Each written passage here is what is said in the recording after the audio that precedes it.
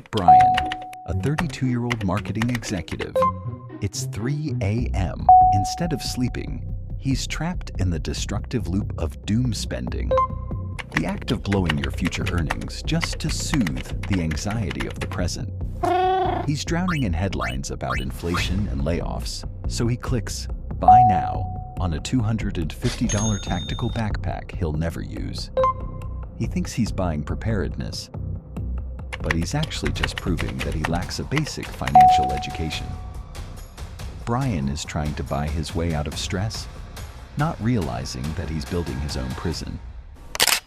As he hovers over the order button, a low, gravelly voice cuts through the silence. "You know, that bag won't hold your peace of mind, Brian." It's Mr. B, a retired architect. He's about to teach Brian the one lesson no school ever did: how to stop the cycle of fear and start architecting a life of actual freedom.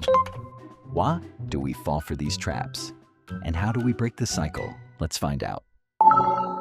Hello, humans. I am the PhD.Cat, a certified doctor of the cosmic sandbox. In our last chapter, I taught you how to stop being the fuel for the systemic extraction of the economic machine. But today, we're going to discuss a much bigger whole: how you've been wasting your life on things you don't need, just to end up drowning in debt.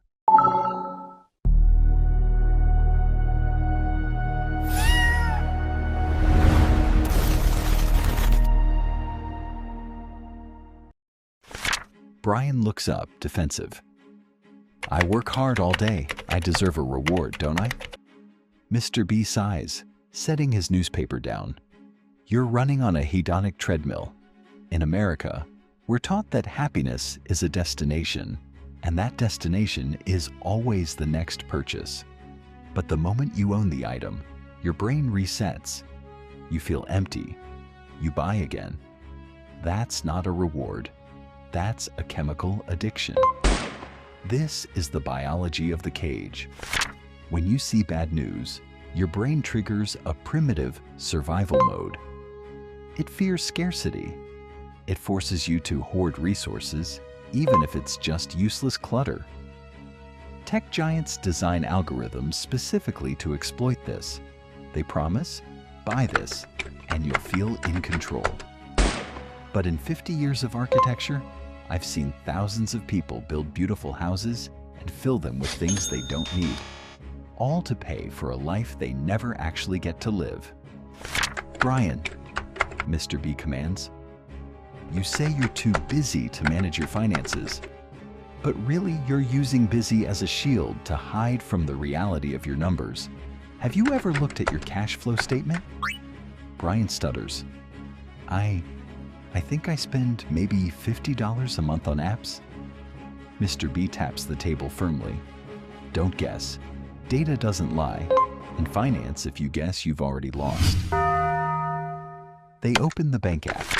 Mr. B guides Brian through his transactions, and the reality is a cold indictment. The entertainment vortex: Netflix 4K to $23, Disney Plus bundle $20, HBO Max $17, and Spotify Family $20. That's $80 disappearing just to watch things you're usually too tired to enjoy. The convenience tax: Amazon Prime $15, Apple iCloud storage $10, Google One $10, and that fast delivery food service Dash Pass $10. That's over $45 a month just for the illusion of having everything ready to go. The Better Self Mirage, the premium fitness app, $20. The AI writing tool Pro subscription, $30. The meditation app, $10. And those professional design software tools you don't even use anymore, $30. That's $90 spent on a version of yourself that only exists on your to-do list. That is $215 a month, Brian, Mr. B says grimly. You're paying an ignorance tax of $2,580 a year. This isn't living. This is the subscription economy. I call it death by 1,000 cuts. You don't feel the pain because it's automated, but it's eroding your freedom. Mr. B scribbles on a napkin. If you take that $215 and invest it in an S&P 500 index fund at a 10% average return in 20 years, that becomes over $160,000. Brian stares at the number. The gap between $160,000 of future freedom and a $250 plastic backpack hits him like a freight train. Brian looks at the napkin, his voice trembling. But Mr. B, I have high-pressure stress. If I don't have Netflix to unwind or AI tools to work faster, I'll burn out. I need these to survive in this market. Mr. B remains calm, his voice steady. Brian, look at your life as an architectural project. You aren't burning out because of a lack of Netflix. You're burning out because you lack structural integrity. These helpers you talk about, they aren't tools. They are anchors. Mr. B leans in, laying out his full philosophy. The input-output filter. Every dollar you spend must pass a test. Does it buy back time, or does it cost you more time? If a subscription helps you work faster, it's an asset. If it sits idle, it's a parasite. Most people spend their lives feeding parasites. The 30-day cooling off period. Every impulse purchase has a 72-hour shelf life. If you want something over $100, put it on a wait list on your phone with a 30-day alarm. 90% of the time, the chemical urge to possess will vanish by the time the alarm rings. You don't need the item.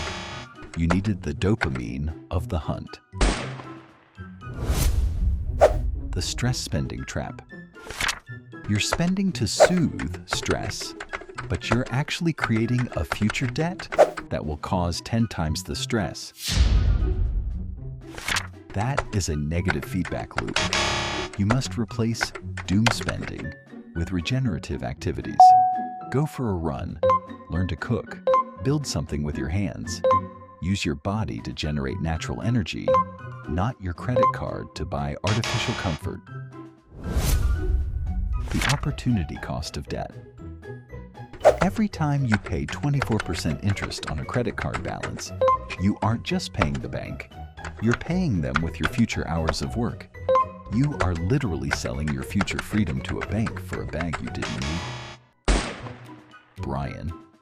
Mr. B looks him directly in the eye. You're 32. The 50 to 60-year range is your magic phase, when you have the health to travel and the capital to enjoy it. If you keep doom spending now, when you're 50, you'll be working double time to pay for symbols of success that hit the trash years ago. Do you want to be the master of your time or a debtor to your past? Brian quietly opens his banking app. He cancels the 4K Netflix, the unused AI tool, and the Dash Pass he forgot he had. I can't fix everything in one night, Brian says, his voice clearly lighter. But this is the first step. I just reclaimed over $200 for myself. Mr. B smiles. A smile of a man who has weathered many storms. Exactly. True wealth isn't what you own. It's the freedom you create. You've just broken a link in the chain. Brian doesn't become a millionaire overnight, but he stops burning his future. He's already cut out $2,580 in ignorance taxes per year. That is his first investment in real freedom. I want to extend a special thank you to Streamline Financial. The financial solutions and management mindset they share have been the inspiration and the core foundation for everything we have analyzed together today. In our next episode, we will expose the truth about the philosophy of zero debt, unshackling your future from interest. Hit the subscribe button and turn on notifications because our next episode will be a mirror reflecting the reality of what you are actually paying for your so-called lifestyle. The core rule of this channel: knowledge is free. You are completely free to use clips, ideas, or sources from my videos for your own content. Just drop a credit to the PhD.Cat, and we are golden. Now, if you love this chubby cat and want to drop a little financial treat to keep my master fed, the donate link is right in the description below. If not, no worries at all. Just showing up to learn and expand your mind makes me purr with joy. Thank you so much for watching.